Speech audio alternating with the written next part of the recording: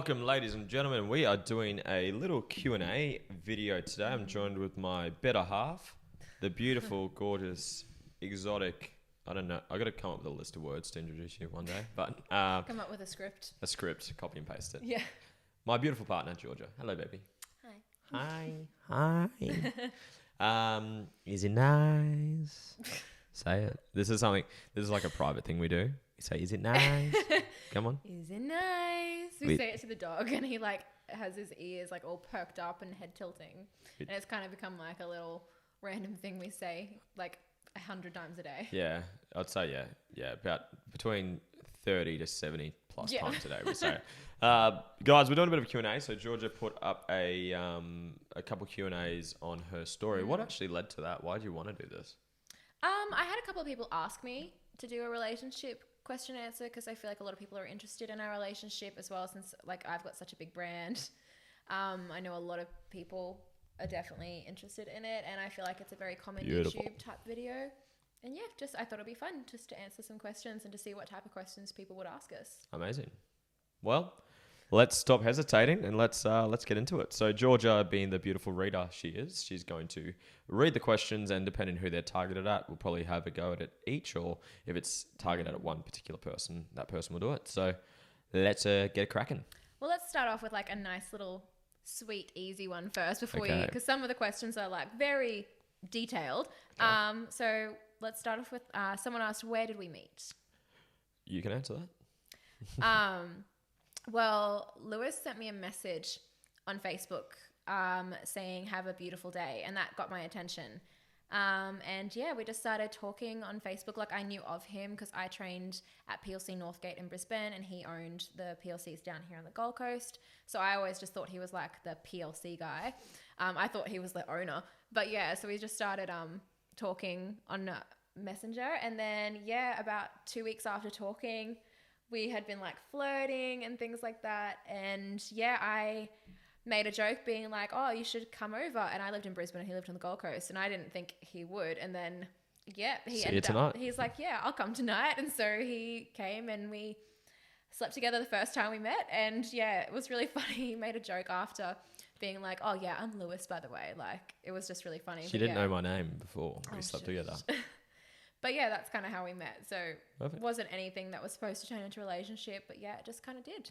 Beautiful. Well, she's said it for word for word. It's not that exciting of a meeting, but not really. Just I guess a normal one. So just a normal sort of one night stand turned into this. Let's roll. Next one. There's a few questions that There are a few questions. We gotta roll through it. So the next one, someone asked, "What do you love most about each other?" I'll go first. So overall, I'd say your energy, your feminine side of things. Obviously, your looks appealed to me very obviously through social media. That's how you can really obviously define people, because us humans judge people in a matter of seconds, just literally based on photos and videos. So your looks, obviously, I'm very, very attracted to you, physically, sexually, and now energetically, since we've got to know each other. And the part, as of probably last 3 to 6 months, it's honestly your mind, baby. Your mindset, your intelligence, and just becoming as we both work on our own stuff, and we both work on our own our past and our limitations and the shit we've been through, just the more authentic version of you keeps coming through and keeps shining through. So that's the part I'm falling in love with you more each time. It's every time you do a course or a book or a meditation or a session on yourself, you become more authentic, and it's just it's inspiring. So there's my answer. Match that, bitch. Match that one, huh? I was just shit, now I gotta match that. But honestly, the mindset side of things is definitely one of the things I was really attracted to at first. So I've always kind of been into that with you, and because you brought that out in me, you helped show me how to do that. But honestly, the thing that I love the most about you is your weirdness. Yeah, but but that's what I love, is you just don't give a fuck what anyone else thinks. You just do your own thing. And I love that we have our own private weirdness, if that makes sense. I'm so comfortable around you. I can be the weirdest person in the room. I can do anything, and you just match my energy. And that's something that I love so much about you, is I can just be completely myself. And I feel there's a side of each other that only we get to see of each other, and it's really special and private that no one else will ever get to know that side of us. So yeah, that's probably the thing that I love the most about you. Thank you. Appreciate that. Let's go again. What is your biggest struggle in your relationship and how do you work through it? I'm going to let you answer that one. I'd say struggle. I don't think there's like one overall struggle. It's like everyone, it's like, I don't necessarily categorize things as struggles. It's like problems, like people have this perception that problems, you're meant to get to a point where you've got no problems in life, and that's a delusion. So it's like problems never go away. They just transform into different problems. So like we've always got problems, but they're different. Like as when we were early days, I'd say, because you're in that honeymoon period, you don't see any problems. You just see all the upsides, none of the downsides. So I guess early days after that little honeymoon period, it was probably getting clear on probably like our long-term goals together, like getting clear on like what you really want, because you're still like, and we're still to this day, that's probably maybe the most common one, is getting clear on what we both want, long-term goals. But nothing like communication is amazing at the moment. Like I think we communicate really, really well. Our intimate life, the sex life is insane. It's always been like that though, so it's always been incredible. But I think that's gotten better and better as we've gone through it. Communicating, I would say communication would probably be, if I had to give a overall answer, probably communication. But we've gotten so much better. Like every chat, like we have pretty transparent chats. Like have we had one this week? No, actually, we're probably due for one. Due for one, probably tomorrow, today. But it's like nothing. There's never like one big one. It's just like whatever problem arises, we work through it. We take it on head on, and we work through it, and then the next problem comes up. So it's like so I don't really have a specific struggle, but I would say communication would be the most common one. Like just getting deeper and more authentic and more transparent and more vulnerable and more less defensive, being more open.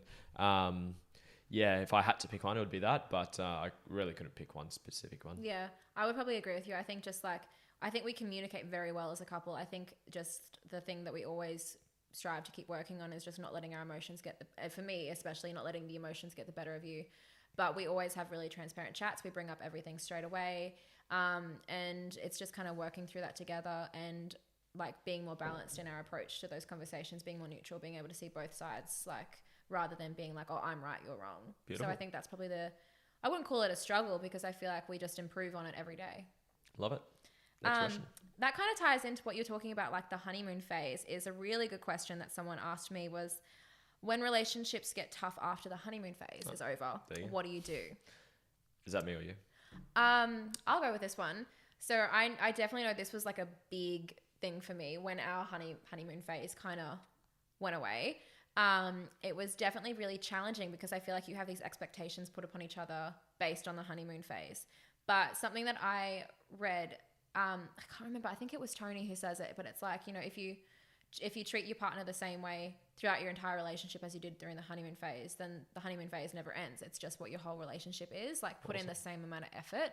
But I mean, being realistic, like obviously things are going to change. Like the longer you start dating, the more like little things pop up. You get little arguments or things that annoy you pop up. Sometimes that happens. But I think as well, like understanding that it's okay to not like your partner all the time. Perfect. There are some moments where you annoy the shit out of me, and I'm sure there are some moments where I fucking irritate you. Absolutely. And I think people are like, oh, that's so bad, like it means I don't love my partner, but it doesn't. Like that's completely normal. It's like, I'm sure you get annoyed at your friends, or parents who are listening, I'm sure you fucking get annoyed at your kids sometimes too. It's completely normal to have moments where you're not completely in awe of them.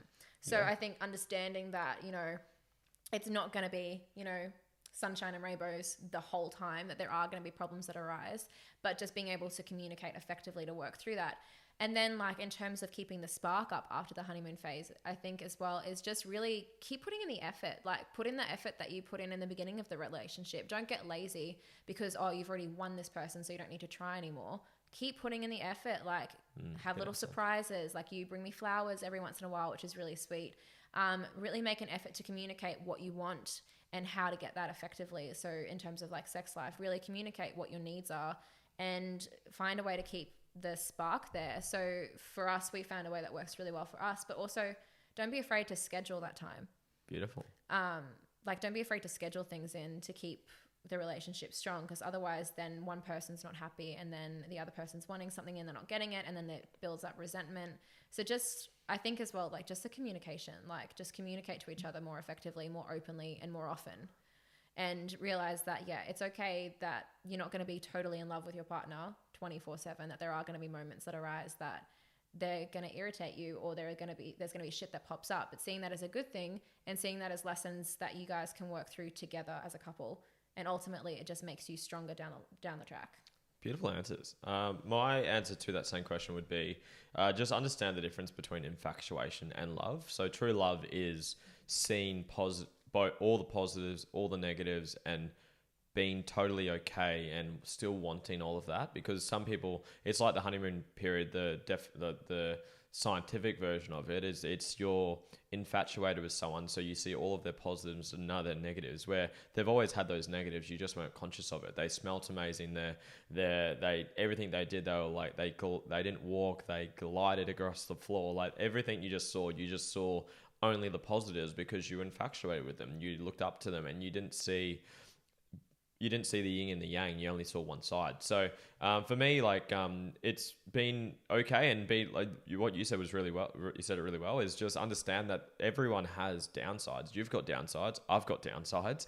But true love is seeing both downsides and the upsides, and being totally okay and being present and being grateful. And that's being grateful for someone's downsides. Being grateful for that. Sometimes I'm super work focused, where you want more of a cuddlier boyfriend sometimes, but a benefit of that is I push you, I make you, I stretch you're more driven in your career type of thing. And then the flip side for me is like a downside can be that you like to have more fun and be more spontaneous, which takes away from work from me, but it puts me out of my comfort zone. It makes me grow. It makes me experience life more. So just understand that every person has negatives, just like what you said, and being able to see the complementary sides, both negatives and positives, and be grateful for it. So that's and that's true love. That right there, what I just said, is true love.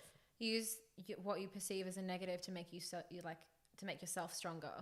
So like you build each other up. Like use, like my strengths are your weaknesses and your weaknesses are my strengths, almost. So by the time you combine those together, then you're both growing in those areas and both becoming better people. Beautiful. All right, let's move on to another question. Go for it. Are you and Lewis monogamous, and thoughts on monogamy? Ladies first. Yes and no.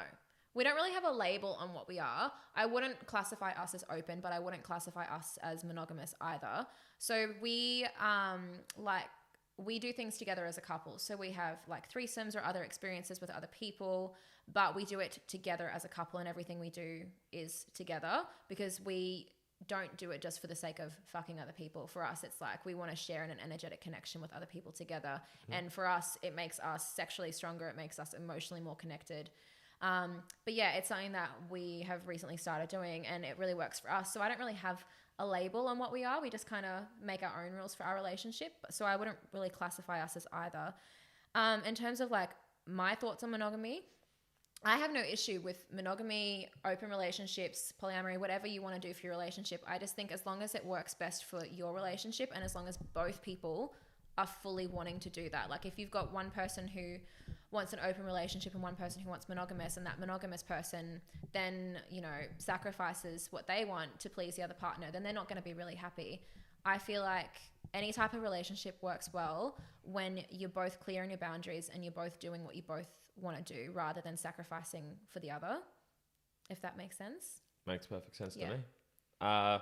Mine is similar, same to yours. Just figure out what it is that you want. Just I take the whole monogamous and take the whole label out, and just sit down and ask yourself first, or if you're with a partner now, then probably do it with your partner, and just be like, what is it that you really want out of a relationship, and take away all social expectations, social stigmas around monogamy, how you're meant to have one partner forever, white picket fence, get a mortgage, have kids, retire and die. Like take out all those expectations. It's like, what do you want in a relationship? Do you want to have other experiences with other couples or other singles, or do you want to, I don't know, like what is it that you truly desire? What do you love? And take away what it's like in some cultures, having one only one wife or one partner or one husband, that's the expectation, that's the norm. But like you go to some cultures where having multiple wives or multiple sexual partners is the norm. And like if you to pop someone from one culture into another, like that would be a fish out of water. But they're all just social expectations. That's the thing with all of these different types of relationships, is a lot of them are just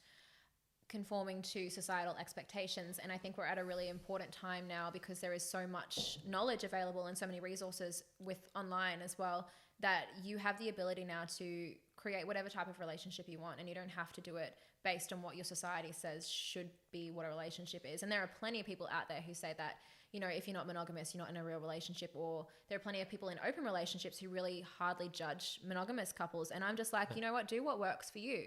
If it works for you and if both people are happy, then great. Make your own terms for your relationship. You don't have to cater to anyone else. Well said. This also kind of ties into another question. Someone said, long-term open relationships rarely seem to work out. What are your beliefs? Same to what we just said. Pretty much ties into the same thing. And I think that belief that long-term open relationships don't work out isn't really factual, because I know of so many long-term open relationships that really work quite successfully. But also you could say the same argument for monogamous relationships. How many monogamous relationships end in divorce? Yeah, I'm about to Google that, so keep going. So I don't think it's fair to be like, well, open relationships don't work out, because there are so many monogamous relationships that don't work out either. And I think it's not down to what the type of relationship is. It's down to the communication and the boundaries in the relationship. If someone's not happy with the arrangement, or if someone wants something that they can't have, and that's when the relationship doesn't work. If you've got a relationship, whether it be monogamous or open, but both people are completely happy doing that, and you've got really great boundaries and communication established, those are the relationships that work out long term. And I just don't think it's fair to be like, well, long-term open relationships don't work out because there are just as many monogamous ones that work out. And I don't think that's the factor that causes these relationships not to work. It's the lack of trust, the lack of communication, the lack of boundaries, and also the lack of consistency in what both people want. Yeah, it's like anything in life. It's like it's rarely the style or the structure or the I don't know, the achievement in question. It's the person behind it. Because you could say, what's the success rate in professional sports? What's the success rate in professional singing? What's the success rate in relationships? It's rarely like it's like, well, what makes those people successful? And it's like they put in the work. So if you put in the work in a monogamous one, then it can work. And if you put in the work in an open one, it can work. But just the structure itself doesn't dictate the success of it. Yeah. It's the people that are in it who are putting in the work every single day, every single week. So yeah, whoever put that comment in, I would like to know where their mindset came from and what beliefs they've come from that. But I was trying to find this. The last number I remember seeing was 60% of divorce. But yeah, I'd like to actually see those real facts. But anyways. Mm. And like going into that as well, like I feel like a benefit of opening up a relationship more as well, like whether that be fully open or like what we do or we do things together, is it actually forces you to communicate better. And majority of the people I know in open relationships have got the best style of communication that I've ever seen. And they communicate way more effectively than a lot of monogamous couples that I've seen, because by bringing other people into your relationship, you have to establish boundaries. You have to debrief it and you have to talk about it to make sure no one's feelings are getting hurt, that no triggers come up, that there's no jealousy. So I actually feel like a benefit of having a more open style relationship is you actually communicate more effectively and more often. So that's when it comes back to what he was saying. Like, I just don't really think that that's accurate, that they don't work out long term, because it all comes down to the way you communicate in the relationship and if the relationship's actually happy. Absolutely. Cool. Go on to another question. There's a couple around this sort of topic. So how does your man deal with you flaunting your body like this on social media? Do insecurities arise? And then there was another one that asked about how you feel about me doing OnlyFans. And I think the two of those kind of tie into each other. Yeah, cool. So I would say, like, firstly, if there are insecurities that pop up, like, they're normal, it's expected, but it's like that's a reflection of something inside of you. Like, if someone does anything that triggers anything in for you, that's a reflection of you. Because unless this is the deeper stuff you and me study and read about, but any feeling that you feel outside of gratitude and love is just it's a perception that's unbalanced. So if you're getting in, if if something, but with that being said, don't discount it. And if it's showing up for a reason. But early days, like if people haven't heard the story, like I suggested and I encouraged you to start OnlyFans because I saw you were at a job that you didn't love and you had a great brand and you still got a great brand, a way bigger brand than back then. And you obviously got the incredible looks and the sex appeal in you. I'm like, do it, girl. Do things you're proud of and do things that you'd be happy people seeing and getting leaked, which it does every single day. But yeah, it's like I encouraged it. And have there been times where insecurities have popped up? Probably, but probably less than 5 times that I can think of. I But cannot even remember you ever having any insecurities popping up, especially with the flaunting on social media. I actually think you really enjoy it. Yeah. So so kind of going off of that, it's kind of like, well, if you're insecure, that's very valid. Communicate that with your partner, but you've got to remember that you don't own your partner. That your partner is their own person and they can make their own decisions about their body and what they do with it. And of course, it's okay to have boundaries. If you wouldn't want to be in a relationship with someone who does OnlyFans, that's completely fair. But maybe try and figure out where those insecurities or beliefs are coming from, because for us personally, it doesn't affect our relationship at all because it's a job, it's work, it's not anything personal. And as well with the flaunting of my body on social media, that's something that actually fulfills me and makes me very happy. I feel very sexy and confident, and I just prefer to be half naked. If I'm being completely honest, I feel better about myself. And you've never really had an issue with that. You've always really liked it because it comes across as confident, which it does. And I think, you just got to remember that you don't own your partner. You can't control what they can and can't do. You can communicate your insecurities effectively and work through them together as a couple. But at the end of the day, they're a different person to you. They're a separate person and you cannot dictate what they can and can't do. Love it. Nailed it. Let's move on to another one. Kind of going back into the open relationship things, but someone asked thoughts on threesomes. Are they healthy in a relationship or are they not healthy in a relationship? Just depends on what you want. Yeah. Is it as a whole, is it healthy? That's a how long's a piece of string question. So it's well, do you want them? Some people, I've got a friend who's been with his high school sweetheart and they're happily married. They've got kids now and him and her are incredibly happy and fulfilled. But obviously that's how I know them. Maybe behind the scenes they're not, who knows? But it's what do you want? And if you have that urge and that desire and that sexual and attraction or pull towards other people, communicate that. And you might be in a full monogamous one and maybe it pops up fucking months in between each other, very infrequent, but they're still showing up for a reason. And there's maybe because there are things that you want to explore, there are things that you want to try, but if you're stuck in the headspace of I can't do it because I'm in this style of relationship, chances or there's a possibility that your partner's thinking the exact same thing, or you're in a position where your partner's completely against it. That's fine, but you just got to be at the end of the day, regardless of if it's on the topic of relationships or your career or any aspect of your life, if you're not truly doing what inspires you, then you're putting others' needs before yours. You're lowering your self-worth and your self-image and your self-confidence, and you're putting people before you, and you're compromising yourself. So, regardless of whether it's specific into the category of relationships and within that threesomes or experiences with other people or couples, it's what are you inspired to do? Are you inspired to try things like that? Are you inspired to do anything? And then what's stopping you from doing that? And if that happens to be your partner, then communicate that. And it might not be a deal breaker for you. So say you feel that need once every blue moon, and it might not be a deal breaker, but say you're constantly having that urge on a weekly or daily or bi-daily basis, then it's probably something honestly over a 10, 20, 30 year period that's going to create some form of resentment. That's going to create some form of negative energy somewhere, and that's going to show up, because if that's showing up for you, that there's a need there for you or a want there for you. If it's not satisfied through someone, as in your partner, it's probably going to be satisfied through something else, indirectly or directly, which leads to cheating rates. And if you look at the cheating rates in relationships, and I would actually love someone to do a study on this. Is this cheating done because they have that urge that could have been resolved if they were in a relationship where that was actually allowed? And if that would actually solve, because that was my intention of getting into a relationship like this. It's long term, and just being honest for the people watching, I'm sure many people I've spoken to already relate to this. It's hard to imagine being sexual with one person for, if we live to 100, which we will, 75 years.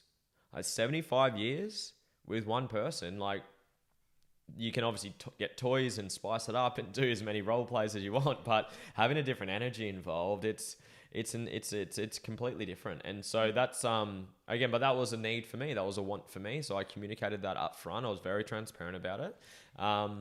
But yeah, so I got off topic, but it's healthy depending on the person, I guess. And going with that, like with threesomes in a relationship, for it to be like healthy as well, you'd be surprised that once you actually deal with some of your triggers, and if you really work and deal with your insecurities, you'd be surprised that of how much something like a threesome with the right person, like with yourself as a couple, like your couple, and then another person who you feel is the right fit for you guys, you'd be really surprised at how much closer it actually makes you and your partner. 100%.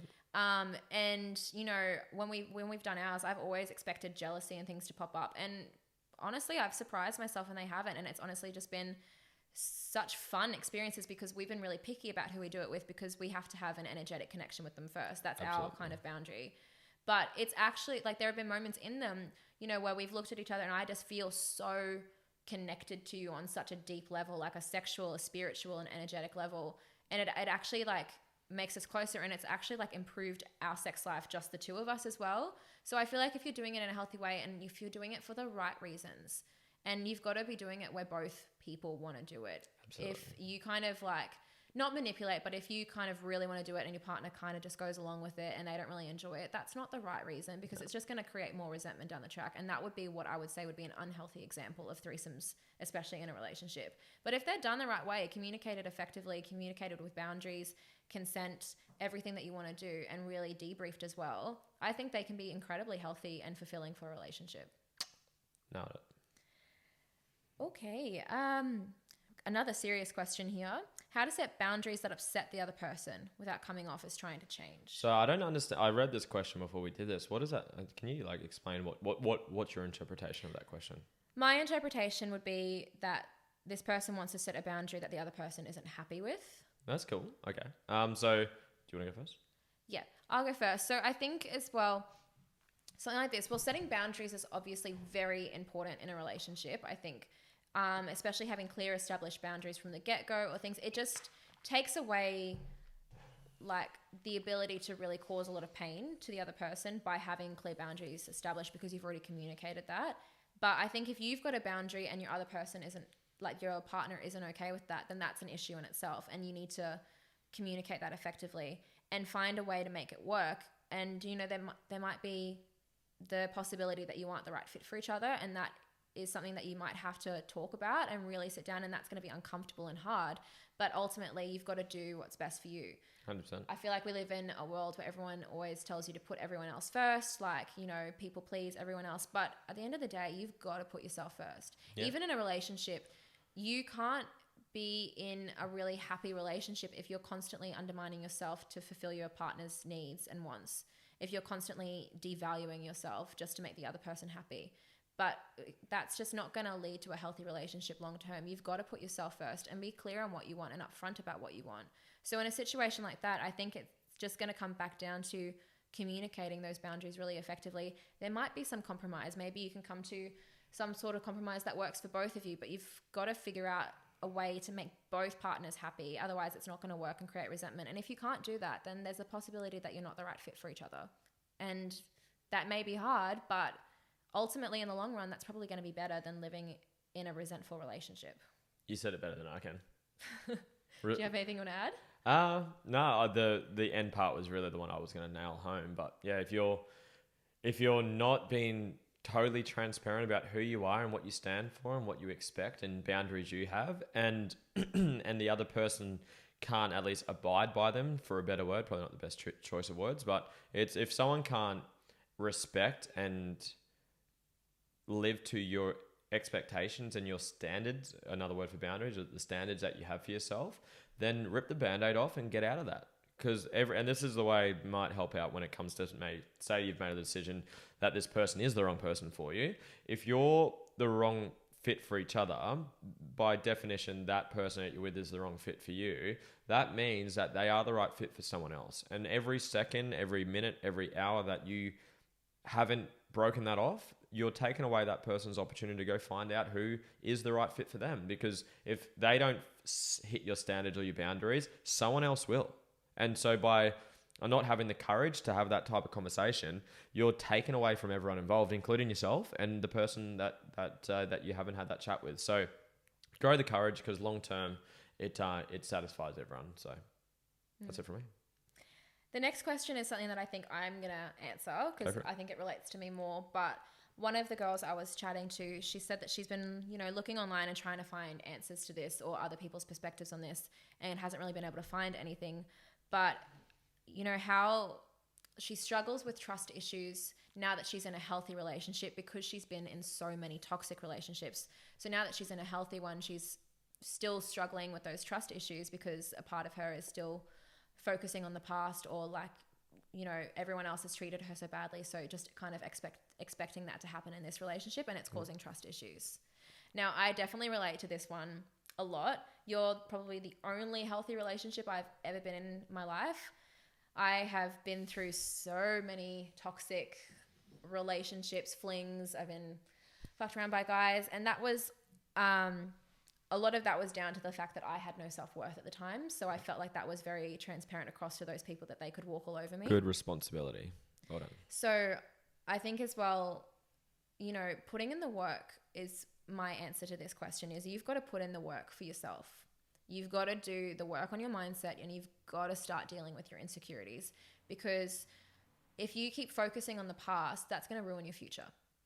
If you keep letting the past dictate your current situation, it's also going to ruin your future. And you can't let your insecurities and triggers dictate how you feel currently in a situation that's completely different. So in a situation like that, where you are in a healthy relationship, I know it can be very, very hard to be trusting, because you just expect the worst to happen, because, that's what's always happened. That's what's happened all the time in your past. So why would this person be any different?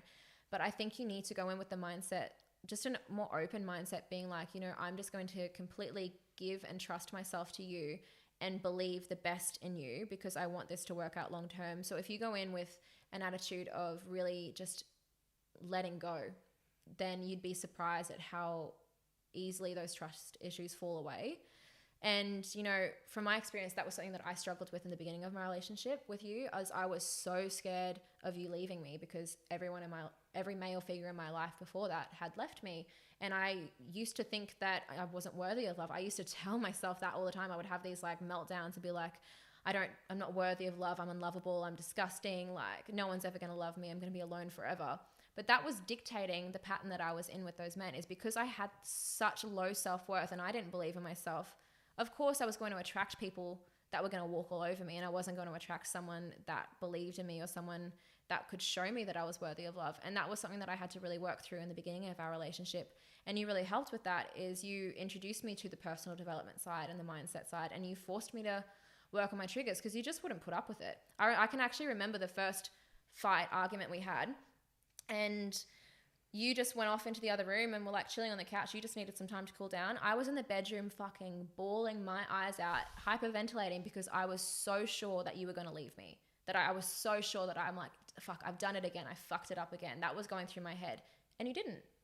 You just needed time to cool off. And then we spoke about it, and you were just like, well, I'm not going to leave you. Why would you think that? And it was in that moment that I realized all of it was so in my head, and just myself overthinking and basing it on past events, and my own lack of love for myself was dictating my thought patterns around that. So that was the moment when I realized, I was like, you know what? I need to work on my insecurities. I need to work on my triggers. If this is going to work long term, I need to feel confident that you're not going to leave me. And so it forced me to start working on my insecurities. And since then, obviously little things pop up, but I know you're fucking in love with me, and I know you're not going to leave me. And I know that we are in such a healthy, happy relationship, even though we have problems, and even though we have arguments and things like that you work through. It's just something that I know deep down in my heart, because again, I've worked on myself. I've communicated that effectively to you, and you've helped me work through it. And I've built up love for myself. I know that I'm worthy of love. So I think that's the best place to start in a situation like that, is to change your thought patterns about yourself. As it comes back to yourself, you've got to view yourself as someone who is deserving of love. That was beautiful.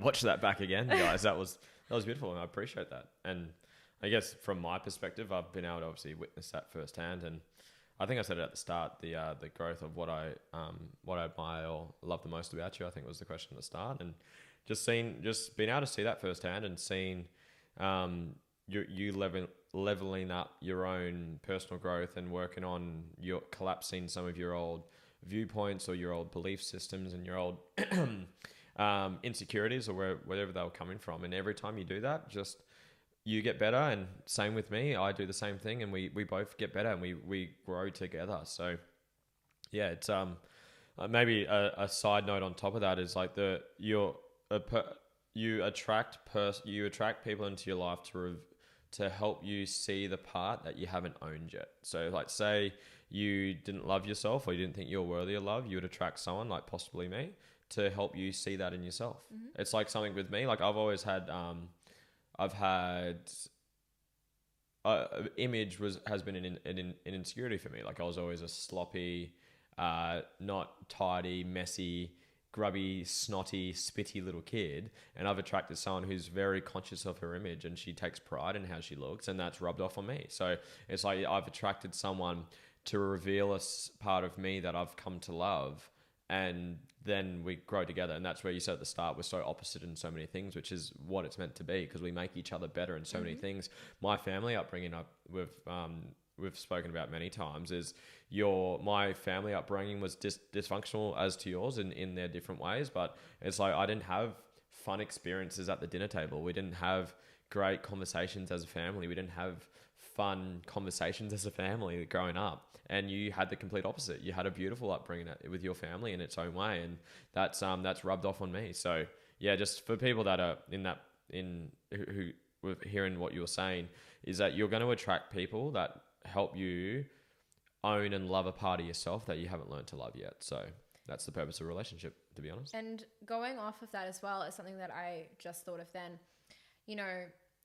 attracting the person that's going to help you fix that. And that shows you that you need to work on those insecurities or triggers. And especially going back to that question, like after being in toxic relationships, I think a big key to really fully letting go and being trusting in a relationship is being thankful for the ones that didn't work out.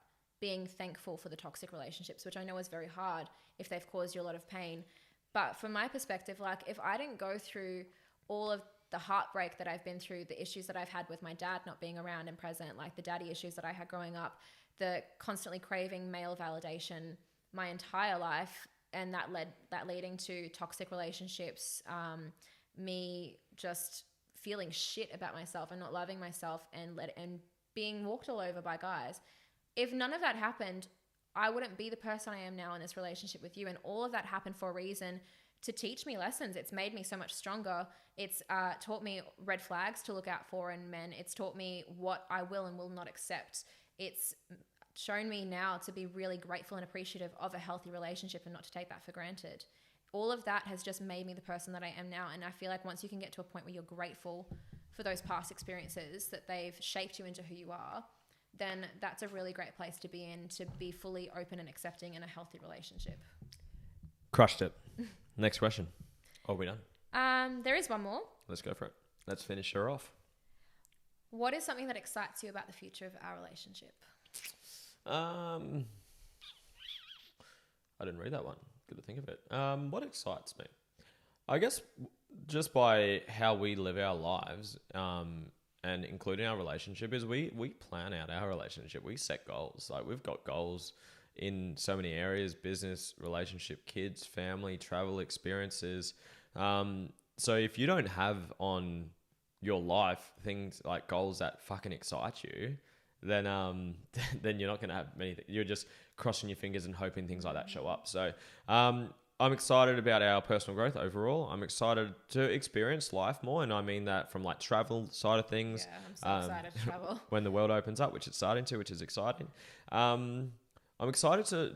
Honestly, babe, the thing about you, you've helped me grow so much as a man, like through my own insecurities, my own traumas I've been through, and the things I've worked on. So I'm excited to grow more. Firstly, I'm excited to experience more, not just sexually in the bedroom with other people. That's just honestly a bonus, but just to experience life with you. I'm excited to have a family with you, to have kids, which is probably what 4 or 5 years away for us. But I'm excited to live life and all aspects of that, the goods and the bads, because you can't have goods without the bads. So I'm excited to grow. I'm excited to have those tough conversations, those open conversations. I'm excited to have kids, to travel, to have incredible experiences together, to learn, to develop, to overcome any fucking problem that comes our way. And we've got over some big ones so far, and we're going to overcome bigger ones as they do come. So I'm excited about a lot of things, to be honest. Pretty much said like almost everything that I was going to say, really, like all of it. I think because we've planned our goals and we've set goals together about what we want, which makes it so exciting. But I think I'm just so fucking excited to grow old with you and just to live this life with you and just to have someone by my side that I am just authentically myself and that I trust so deeply, and someone like you're my partner in life. And that just excites me so much that no matter what we do in our life and any experience or opportunities or shit that pops up, that we're going to do it together. And that just makes me really happy thinking about it. You're beautiful. Thank you guys for the questions. I appreciate it. Yeah, if you've got any questions or if you've got any help or if you want any help or advice, reach out to Georgia, reach out to myself. But thanks for tuning in. And if you've got any value from this, guys, I always like to live by the rule, teach one, give one. Is if you learned something, guys, if this helped out and you know someone that might benefit from this, send them the video. Like you could send this to 2 people and they watch it and they take on one piece of advice from this video, and it significantly improves their life. So if you got some value from this, guys, please send it to a friend. Where can they find you if they're on your YouTube probably if you're watching this? Yeah, but so YouTube here, and Lewis has got a YouTube as well. What is your channel name? Just Lewis Huckstep. Just we'll name. tag it below. And then probably Instagram is the best platform for me. Or if you have like actual questions, maybe my personal Facebook. Yep. But yeah, I would just say Instagram is the best platform to find me. Just Georgia Carter Official, and the same on TikTok, and then just Georgia Carter on Facebook.